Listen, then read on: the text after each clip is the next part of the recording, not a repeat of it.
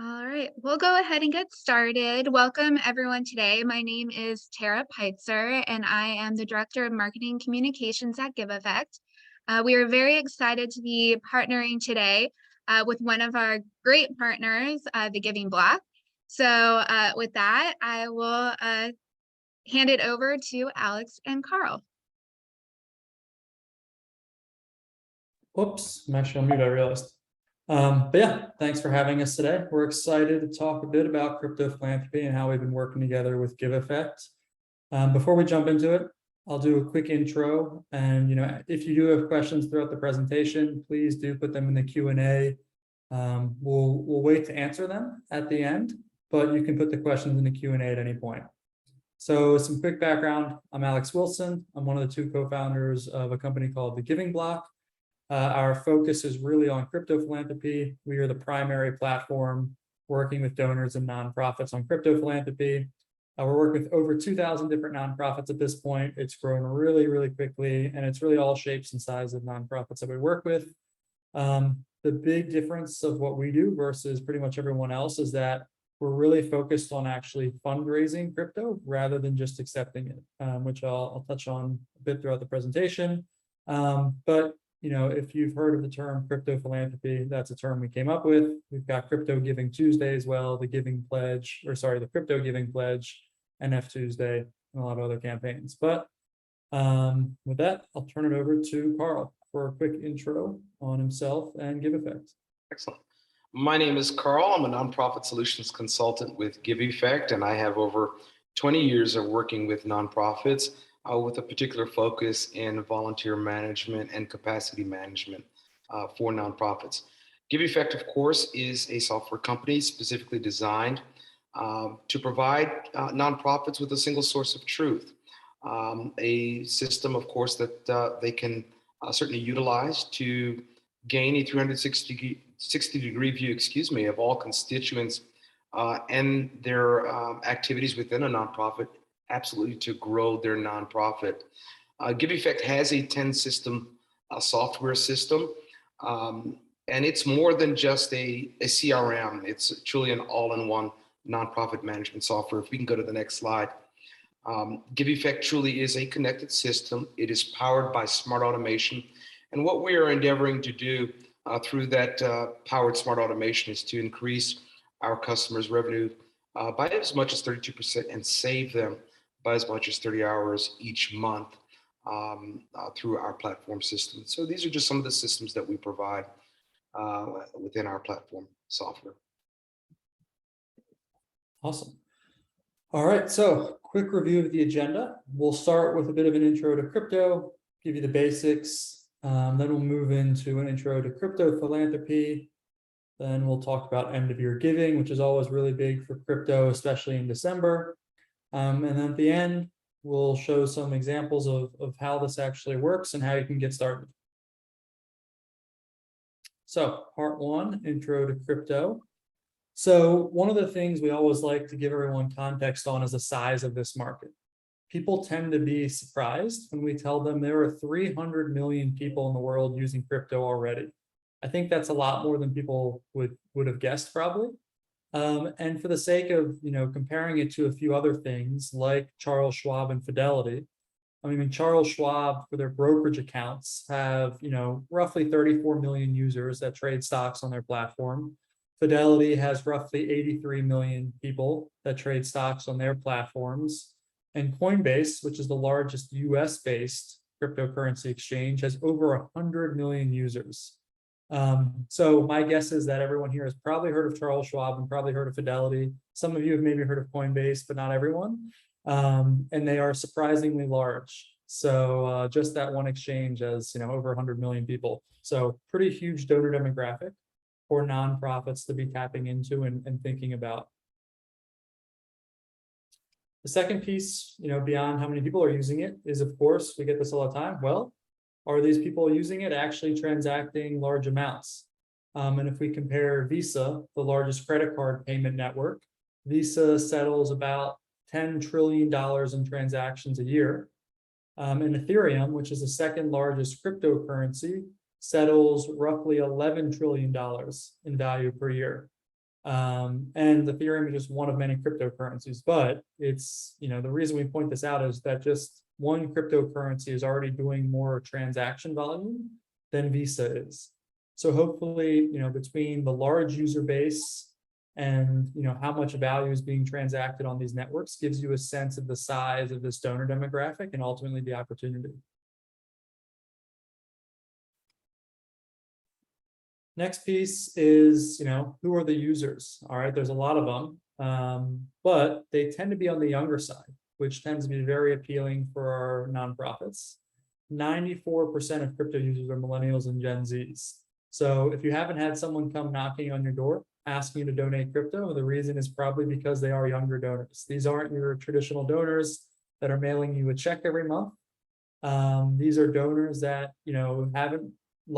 probably haven't engaged you in the past. And often if they're not seeing a crypto option on your site, they're going to go somewhere else. But as we go through this, just keep in mind that this is a younger donor demographic.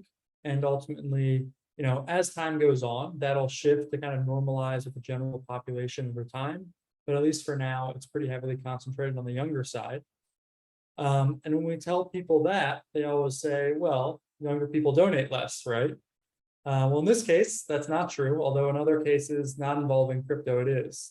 And this stat is actually from CNBC, where they found that 83% of millennial millionaires invest in crypto. So millennials that have disposable income, have investments, are going to crypto rather than more traditional investments like stocks and bonds.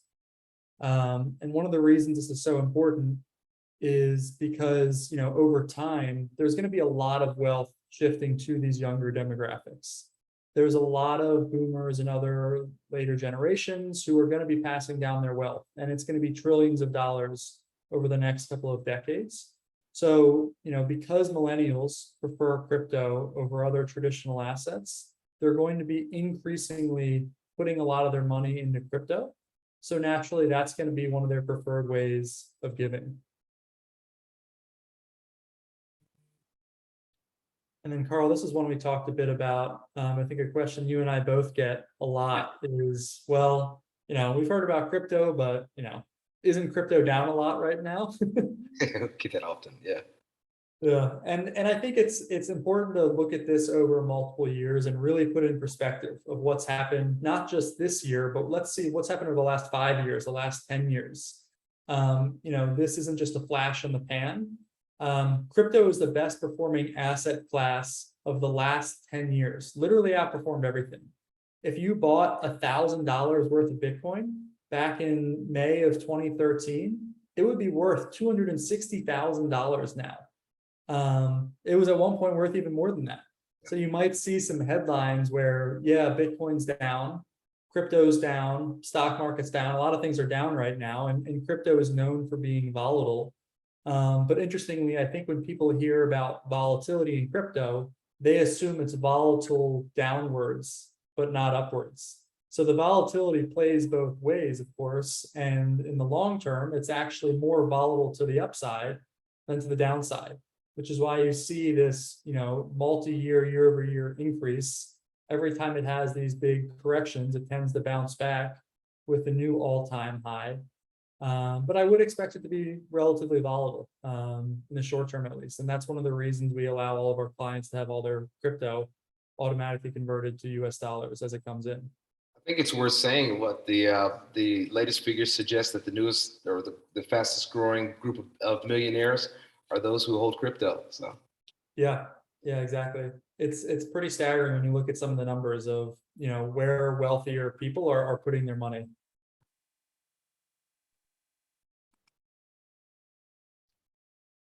All right, so this slide is meant to show you the comparison on Google Trends of people searching the term donate Bitcoin and the people searching the term donate stocks.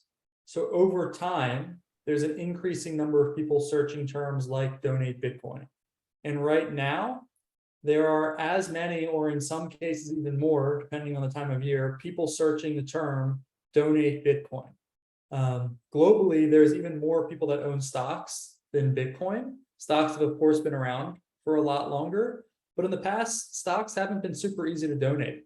It's usually been a donation method for, really high net worth individuals that are donating millions of dollars, because it hasn't been very easy to donate. It's been relatively manual. Sometimes you have to mail something, fax something.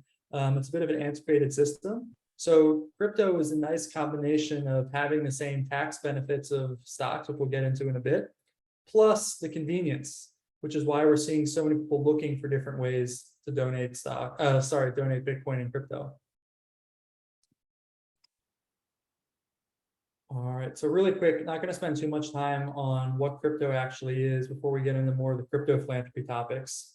I would say before we get into these next two slides, biggest thing here when we talk about crypto and NFTs is don't get too caught up in like the technical terminologies or how exactly it works. Focus on why people care about it, why people find it valuable, and ultimately how it's gonna, help your organization. You don't have to go around Googling how Bitcoin mining works, for example. If you're curious, of course, you should, but for the sake of, accepting it as a nonprofit, it isn't necessarily something you have to learn about. So we try to tell people, don't get too caught up in the technical stuff. It's okay if you don't understand it. Just like I have no idea how my laptop is working right now, but I use it every day. I'm still going to use it even though I don't know how the inside of it's actually working.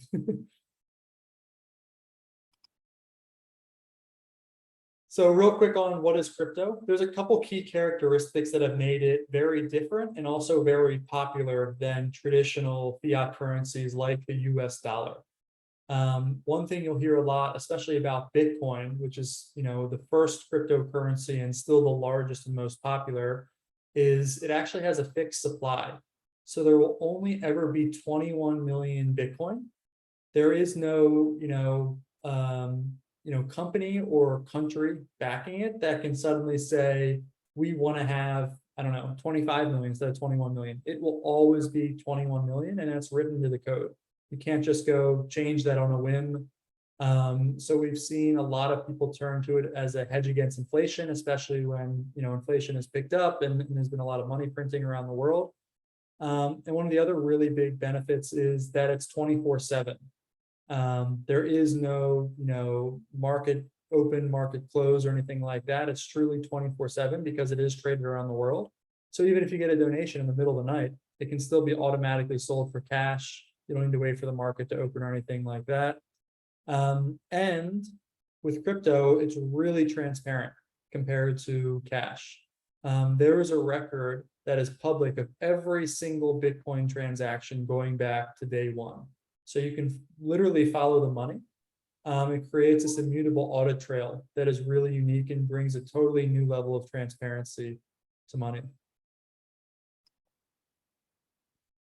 And then really quick on what are NFTs. Some of you have probably heard of NFTs, maybe not everyone. But NFT stands for non-fungible token. And the way I always explain NFTs is, think of this as just like a digital collectible, like a digital baseball card, or a digital piece of art, or, if you have kids and they have, I don't know what kids play with these days, but like Pokemon or Yu-Gi-Oh cards, probably a bit outdated. But it's these types of collectibles that people assign value to. So just think of NFTs as sort of the digital era of those that, younger generations now are increasingly interested in. So similar to how crypto is sort of digital cash, NFTs are like digital collectibles. That's how at least I always explain it. And they're playing an increasing role in nonprofit fundraising too, which we'll talk about in a bit too. All right, so that was rapid fire part one. Now we're going to jump into part two. And as a quick reminder, feel free to keep dropping your questions in the Q&A as we go. We'll make sure to get through this relatively quickly, so we've got plenty of time at the end to ask questions. We've always got a lot of questions. Don't hold anything back. Ask anything that's top of mind when it comes to crypto and NFTs. All right, Carl, this is all you. So why donate crypto? Not only is it an emerging form of fund, of course, or asset that's being used, but it's one of the easiest forms and adaptable forms that can be crafted towards specific campaigns that your organization may be running the year round. It retains its appreciation and it's not as volatile as some of the news articles will make it out to be with respect to where we are. If I look at 2 years ago with respect to cash currency and what it takes, of course, to bring on a new team member with respect to the organization, you'll probably be spending two extra dollars more in the course of this year than you were 2 years ago.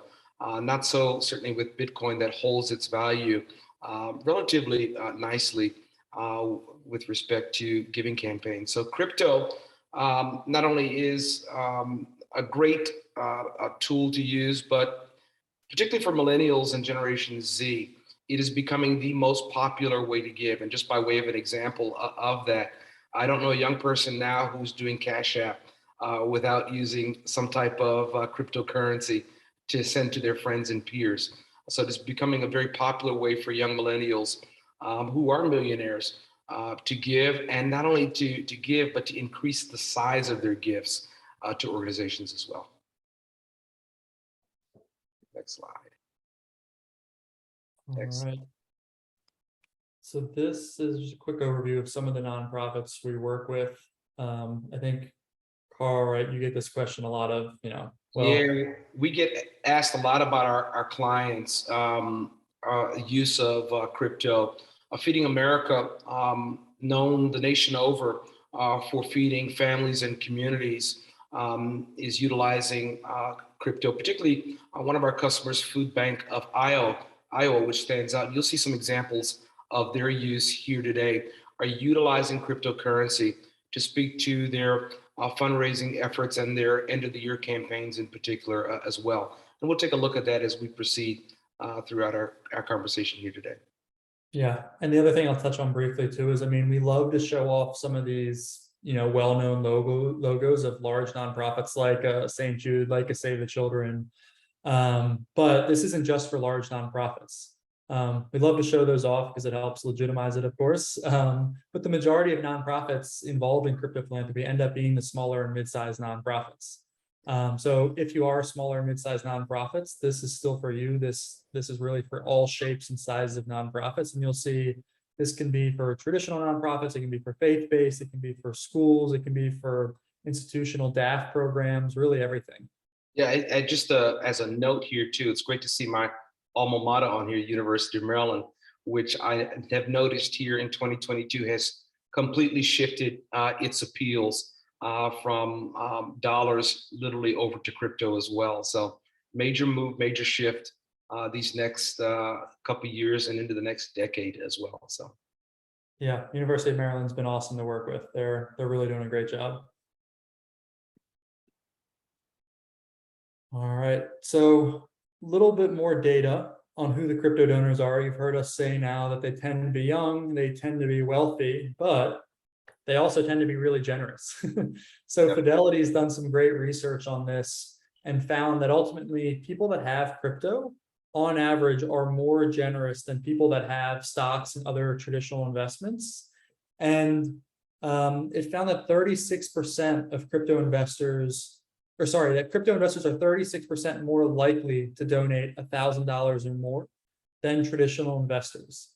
So Carl mentioned this earlier, but the average gift size we're seeing is significantly higher than your average gift size of, let's say, a traditional online gift. We of course see all sizes, but on average, we're seeing that come out to roughly $10,000. So these are pretty large gifts. And for many of these donors, this is the biggest gift they've ever made.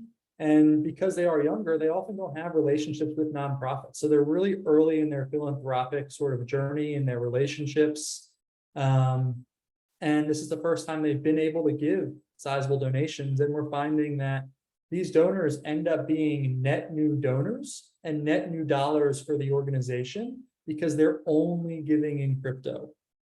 They're searching things like donate Bitcoin and donate crypto and looking for nonprofits that accept crypto rather than saying, I really like XYZ nonprofit. Let me see if they accept crypto, because they know not everyone's accepting crypto yet. So it's a great time to start essentially building these relationships and carving out market share with these younger donors.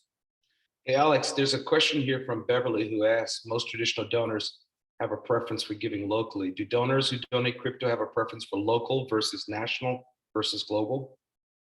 We see a little bit of everything. I mean, we work with, local, city nonprofits, statewide, US wide, global. It's really everything. I mean, in general, I don't know that there's a preference. We see it all really.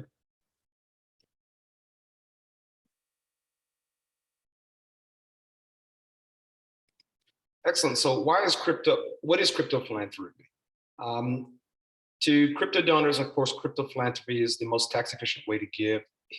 Believe it or not, for millennials, for Generation Z, Generation X, that I belong to as well. It is the most fun way to give to. And to piggyback on Alex's comment and to your question there, Beverly, it is the most fun way to engage local efforts that are underway as well.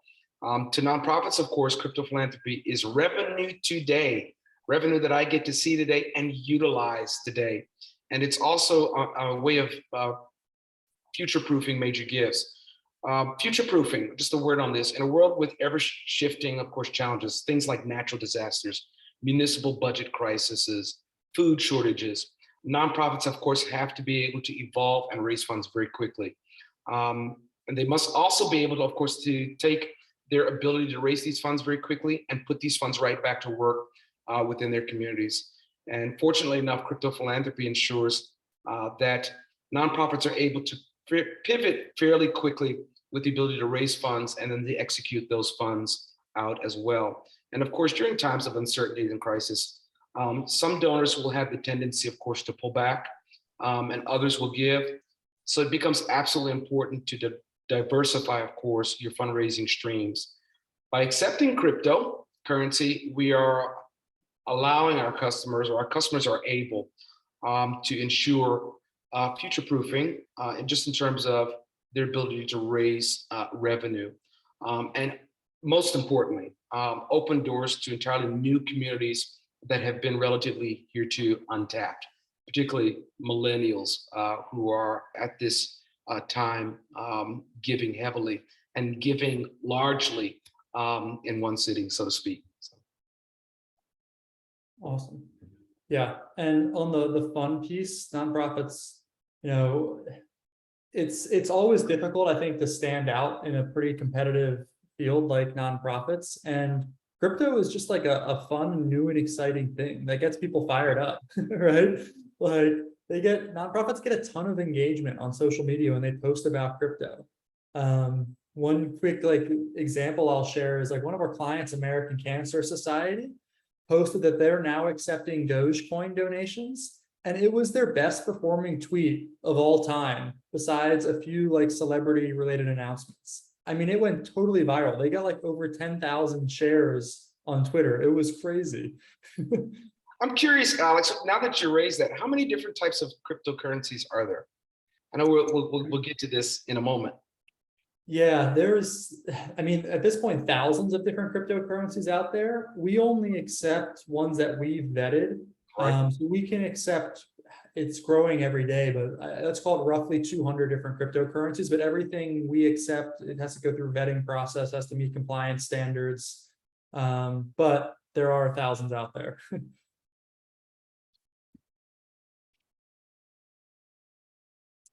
All right, so NFT philanthropy, we'll touch on this real quick. And I think with NFT philanthropy, it can be a bit confusing because when we talk about NFT philanthropy, it's actually still crypto philanthropy. It's just sort of a subset of it. And in most cases, when people are talking about NFT philanthropy, they are actually selling an NFT and donating the proceeds of that NFT, which tends to be in crypto. So it gets a little confusing. So to be able to accept these donations, you have to also be able to accept crypto, because ultimately almost all NFTs are sold for crypto. Right. So someone will create an NFT, they'll sell the NFT, and the creator who's selling it is going to get crypto in return for that NFT. And that is then the crypto they're donating. So in some rare cases, someone may ask to donate the NFT itself direct to your organization. that's not very common, and it's a bit more complicated. So generally, we recommend the easier path is to let the creator actually sell the art and then donate the proceeds to your organization. I guess the other piece I'll call out before I move on from this is NFT philanthropy is definitely growing and a trend that we've seen accelerate. I would guess it accounts for roughly 30% of donations on our platform. In some way, they are connected to some sort of NFT sale, which is pretty amazing because that's a relatively new trend in the last year and a half. 2 years ago, it was probably 2 or 3 years ago, it was probably less than 5%. Yeah. So it's really grown as a donation method.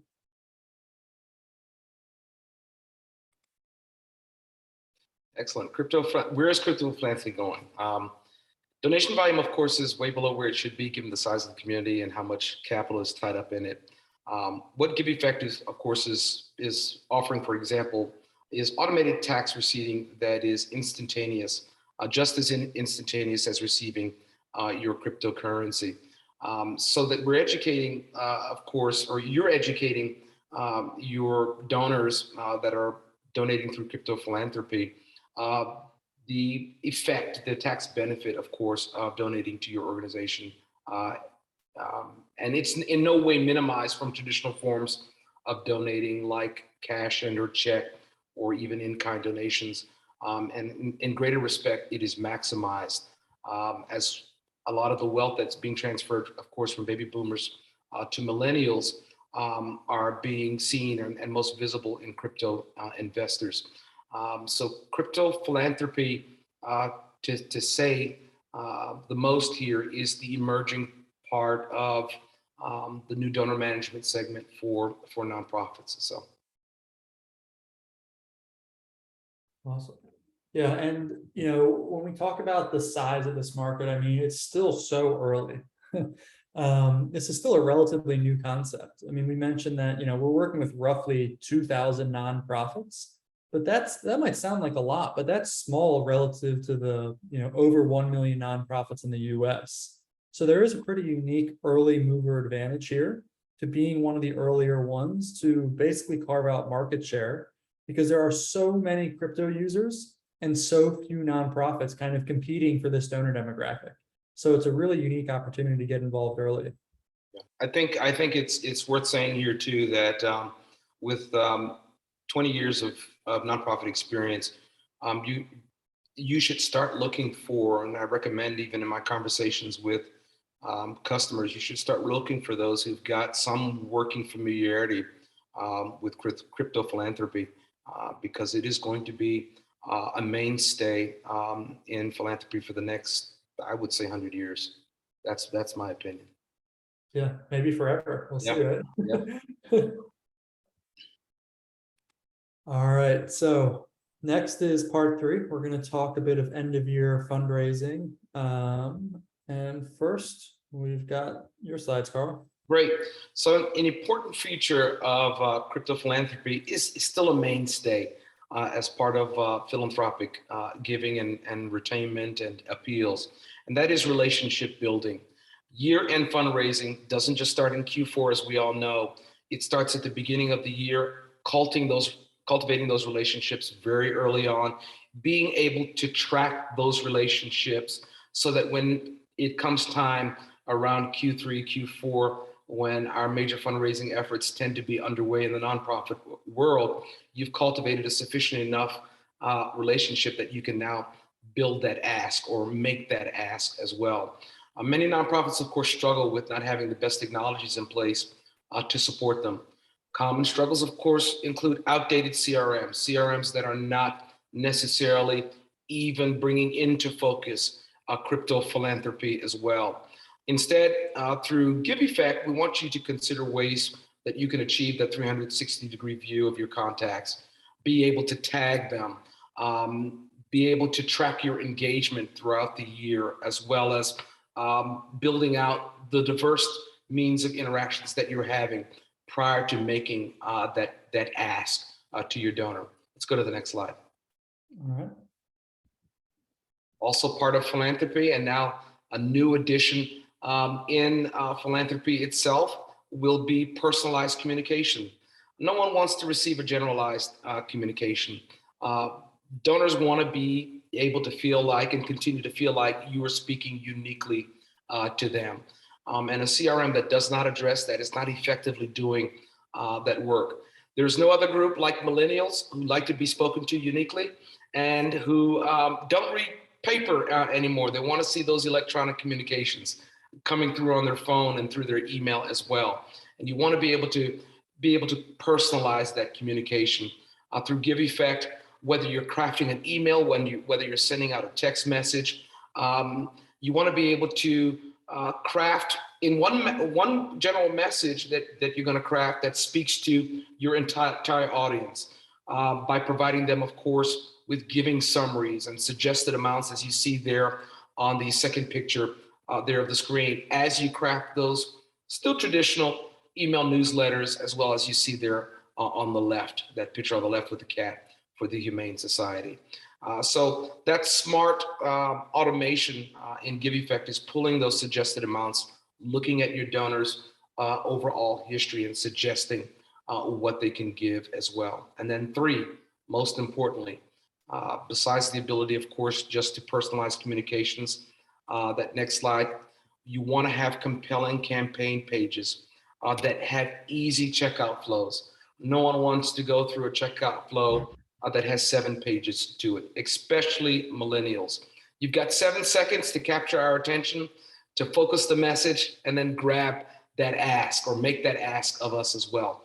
So through Giveffect, what we're attempting to do is to provide you with the ability to create compelling campaign pages that have easy checkout flows, that have multiple options just with respect to not just credit card transactions or ACH payments, but most importantly to the generation that is giving big and giving at one time, that cryptocurrency that has been vetted and verified by the Giving Block as well.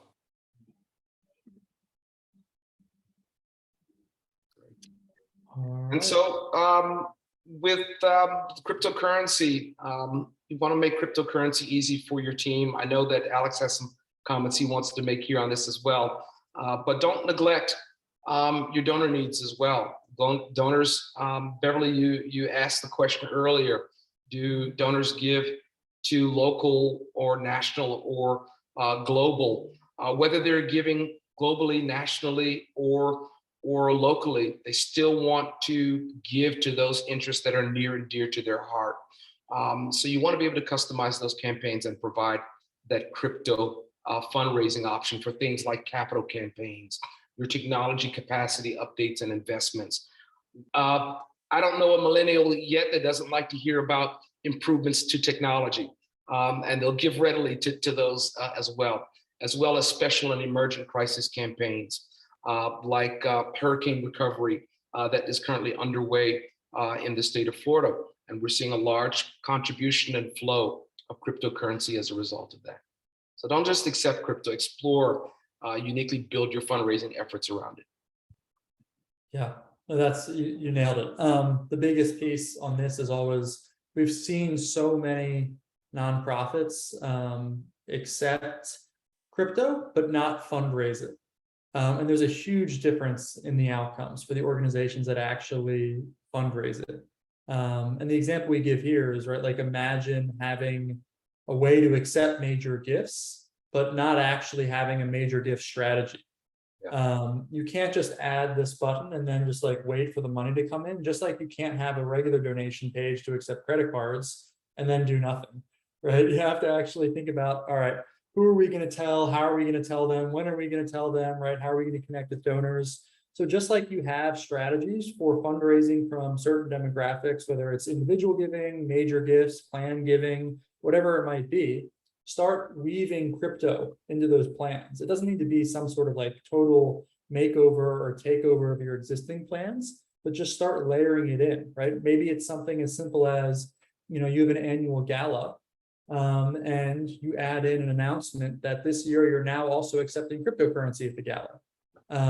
So, start thinking about different ways you can start layering this in and have sort of this constant messaging throughout the year, maybe on social media once a month or something like that. Just make sure that you're actually telling people that you're here, you're part of the community, and you want to get involved. And I always like to mention to nonprofits, hey, we are at the end of the year, October, November, December. These are big fundraising months. Try out the crypto donation in your year-end giving programs as well. This is a great time to do that as well. Try it out and see what the success is for your organization. Yeah, talking about year-end, really good point, because year-end is when most crypto donations happen. So based on the last few years of our data, more than 50% of all crypto donations happen in the fourth quarter. And more crypto donations happen in October than the first 5 months of the year. And then it only gets, higher and higher as you go into November and December. You'll see on this chart on the left here for 2021, 29% of crypto donations were made in December.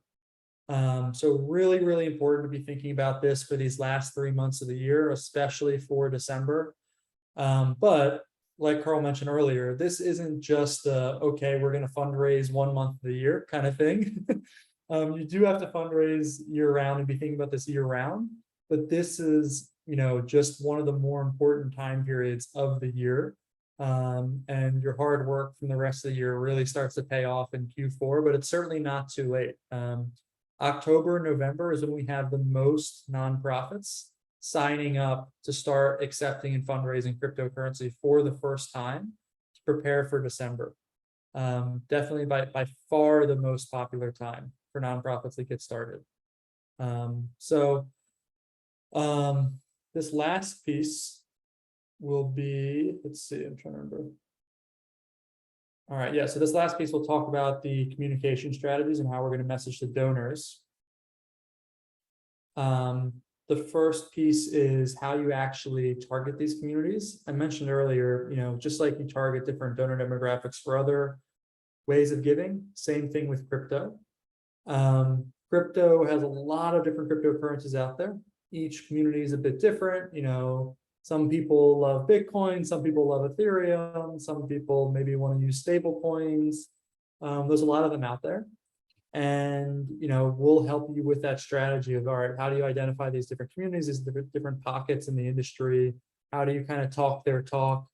We always love to joke with our clients, like, please don't write Bitcoin as 2 words on Twitter. You might scare some of the donors away.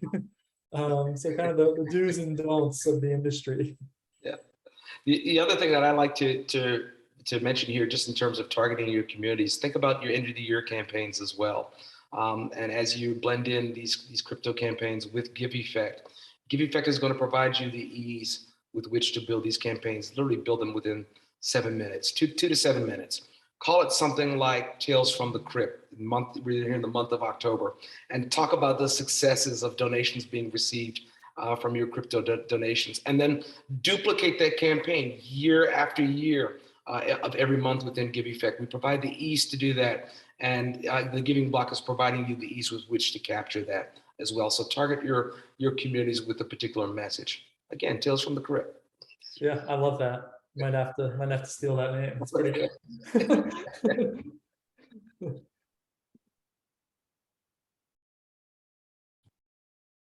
Excellent. And with respect to educating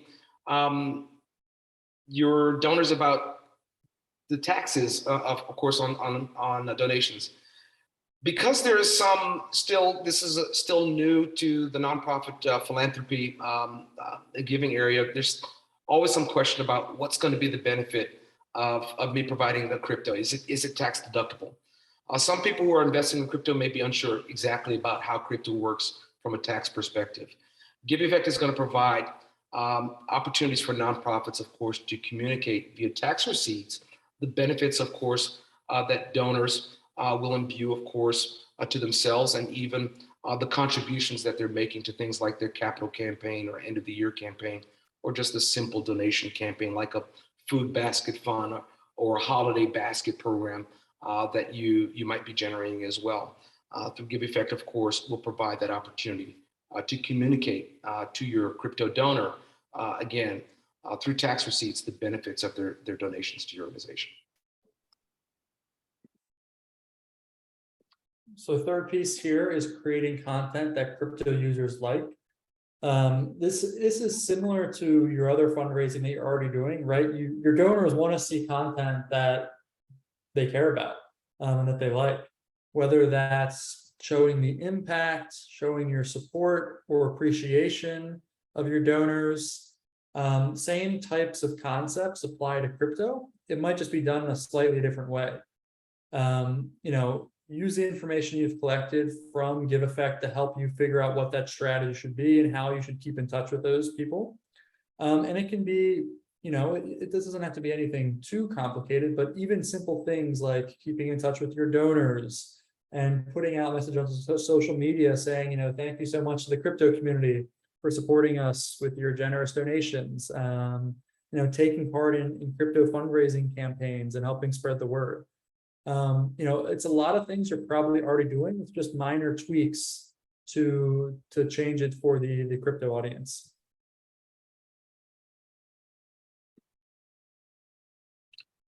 And here we are, end of the year giving, and just an overview. Don't wait. Alex has said it over and over throughout this demonstration, and it's worth reiterating. Don't wait till the end of the year.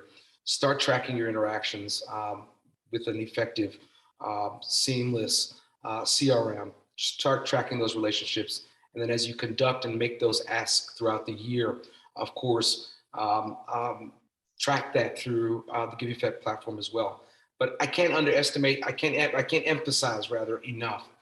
End of the year fundraising is the largest fundraising campaigns for nonprofits. And when you don't actively appeal to crypto donors during this special time of year, you're missing out on a sizable portion of philanthropy that is still relatively untapped in our industry. Again, develop within 2 to 7 minutes a campaign within Giveffect. Duplicate that campaign month after month, year after year, literally in minutes. Increase not only the average contribution size, but also shorten the time between receiving that donation and putting those funds to use.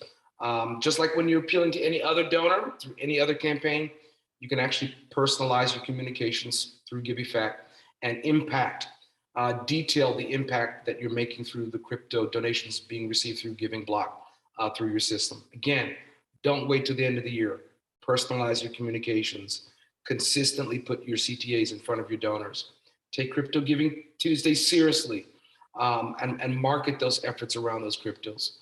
Don't skip the fundamentals. I'm sure Alex is going to talk about here in a minute, but automate much of your task, particularly your receipts, tax receipts, and your donation acknowledgements automatically through the Giveffect platform, whether you're talking through email and or text messaging as well. Again, millennials love to see text, not so much emails. We love to see text. We love that.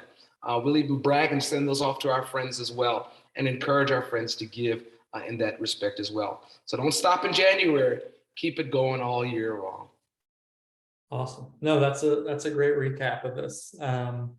And I think we have just a couple slides left. Yep. In terms of getting started, and then we'll have time for questions at the end, but feel free to keep dropping your questions in the Q&A section. Now there is a seamless integration between Giveffect and Giving Block, and it's easy. Sign up for Giveffect, sign up for Giving Block, plug in the API, and you're ready to go. It is literally that simple. Awesome. And once you're up and going, start marketing those campaigns. Create your unique campaign with your effective messaging with an easy checkout flow. As you can see here in the picture, allow your crypto donors to decide how best or which cryptocurrency they wish to utilize and maximize those cryptocurrency rather instantaneously, utilizing both Giveffect and Giving Block. All right. So it's not just enough, of course, to, I'm sorry, go ahead. No, you go ahead. Yeah. It's not just enough, of course, to build campaigns. It's not just enough, of course, to utilize those communications, whether we're talking about email or text messaging. Build your unique strategies and your messaging around those campaigns and reinforce that with cryptocurrency. And be pleasantly surprised, of course, by the size of the gift and how fast you receive those gifts here as well. Save time with Giveffect, build those campaigns in minutes, maximize that revenue utilizing the giving block. Yeah, I would say the biggest takeaway from this is you don't have to reinvent the wheel or go at this alone. With our partnership, we've really tried to simplify this so that you're not spending a ton of time on it and you're getting the best ROI outcome. For this one, the biggest thing to keep in mind is, it's really important whether you work with us or with someone else.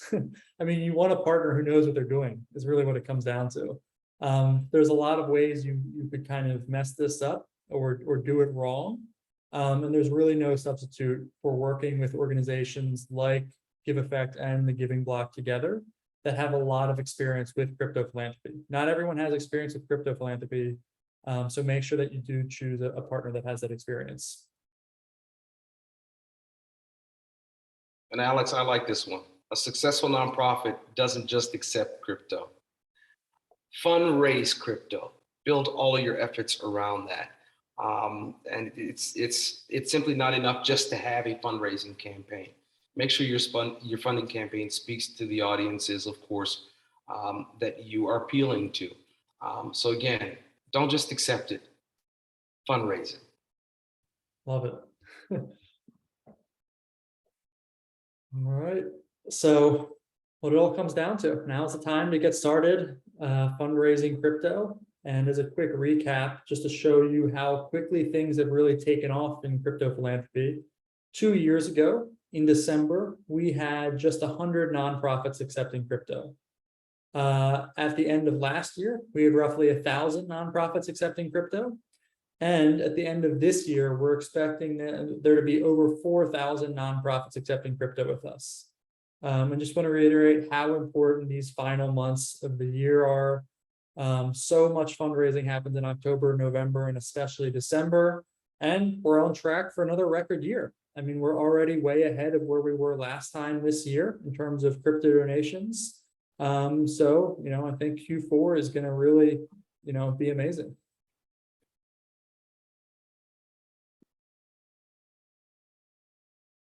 All right.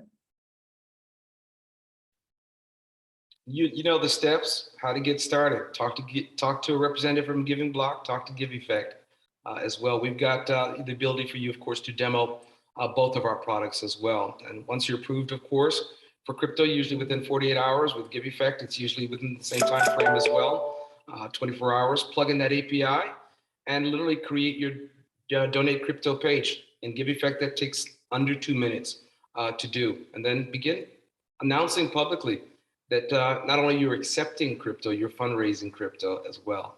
And then work the strategies, of course, that you've typically worked in the past and build those crypto donors into those campaigns as well. Awesome. Yeah, it's, I would say in general, a bit easier than people expect. I would say, we've really simplified it, especially with this partnership, to keep it really straightforward. So you don't have to, have a lot of back and forth or any complicated technical integrations or anything like that. So for anyone who does want to learn more, get started, you can go to either one of our websites, thegivingblock.com or giveffect.com, or if you have your phone handy, you can also scan these QR codes, which will take you to our website so that you can book a demo and learn more. Scheduling time with someone from our team for a one-on-one session is going to be the best time or the best way to get more information, go through a demo and really learn more. And absolutely, with Giveffect, of course, you've got access to a 14-day free trial on that website as well that you can jump into and even build a quick crypto campaign out as well. Build your own crypto tales as well there as well. Beverly asked a question, Alex. She asked, aside from Twitter and Reddit, what are examples of online channels we should use to identify and engage potential crypto donors? Twitter and Reddit are both great for crypto donors. I would say honestly, those are the two best ones. Unlike some other fundraising methods, Facebook not so popular with crypto donors. Instagram somewhere in the middle, but you know, Twitter and Reddit, those are really the hot spots for the crypto communities. Yeah, as an uncle to a millennial, Twitter is the Twitter is the best by far. All right, then we've got another question. How does Giveffect help track crypto donations once they are made? Excellent. Once crypto donations are made within the Giveffect system, you'll actually be able to track it within the donation management system. It appears instantly within the system as well. And there you'll be able to view all of the donations that you've received to date, and even receive a view in the donor's contact profile, the donation that they've received today as it's being recorded by the Giving block. So fairly simple. I would love to show that to you.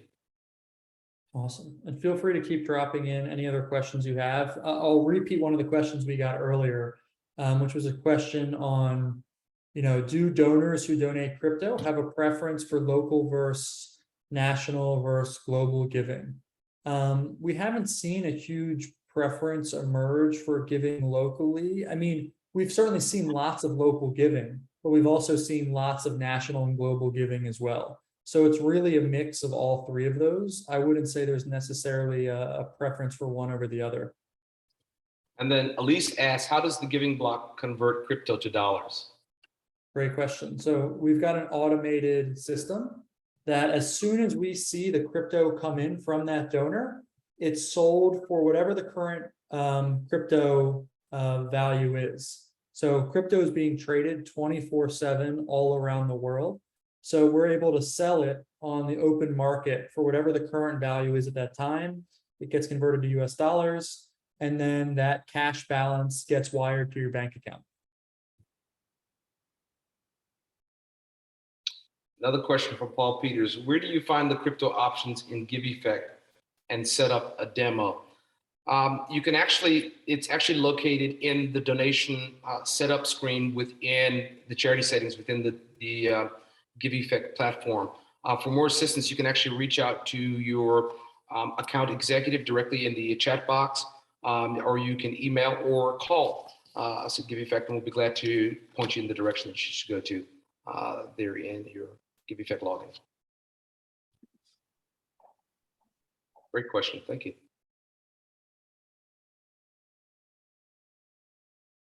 All right. Any other final questions?